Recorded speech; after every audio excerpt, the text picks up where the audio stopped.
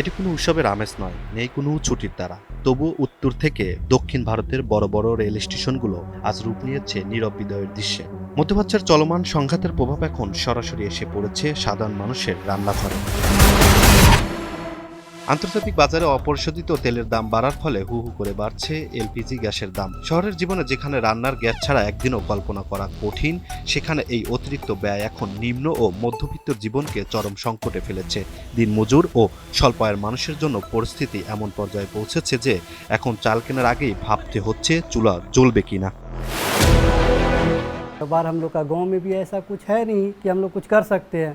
अब जो भी सहारा हमारे है तो यहीं से है। अब ये काम धाम है ही नहीं है तो हम क्या कर सकते हैं। अब लास्ट में मजबूरी में हम लोग देख रहे हैं इधर उधर धक्के खाते हैं, फिर अब मतलब गैस वैसे ही महंगा हो रहा है, कारोबार हमारा है ही नहीं है तो हम क्या कर सकते हैं, बहुत मजबूर है।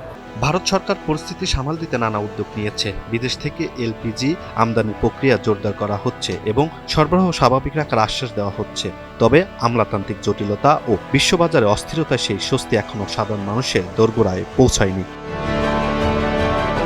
বিশেষজ্ঞদের মতে এই শ্রমিকদের গণপ্রস্থান শুধু জ্বালানি সংকট নয়, বরং এটি গভীর অর্থনৈতিক সংকেত। শহর থেকে শ্রমশক্তি কমে গেলে প্রভাব পড়বে নির্মাণ খাত, ছোট শিল্প এবং সামগ্রিক উৎপাদন ব্যবস্থায়। কিন্তু প্রশ্ন থেকেই যায়, গ্রামে ফিরে গেলেই কি সত্যিই মিলবে সমাধান?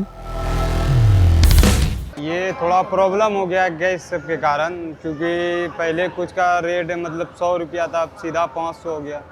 लेबर आदमी हूँ तो कहाँ से हम लोग कर सकते हैं, तो इसीलिए गांव जाना पड़ रहा है ना। জ্বালানি সংকট, ক্রমবর্ধমান জীবনযাত্রা ব্যয় এবং অনিশ্চিত ভবিষ্যৎ সব মিলিয়ে ভারতের শ্রমজীবী মানুষ আজ এক কঠিন বাস্তবতার মুখোমুখি। এই নীরব পলায়ন শেষ পর্যন্ত কোথায় গিয়ে থামবে তা এখনো অজানা। তবে পরিস্থিতি দ্রুত স্বাভাবিক না হলে এর প্রভাব দেশের সামাজিক ও অর্থনৈতিক কাঠামোয় দীর্ঘস্থায়ী ক্ষত রেখে যেতে পারে, এমনটাই মনে করছেন বিশেষজ্ঞরা। Imran Hussain, NTV online.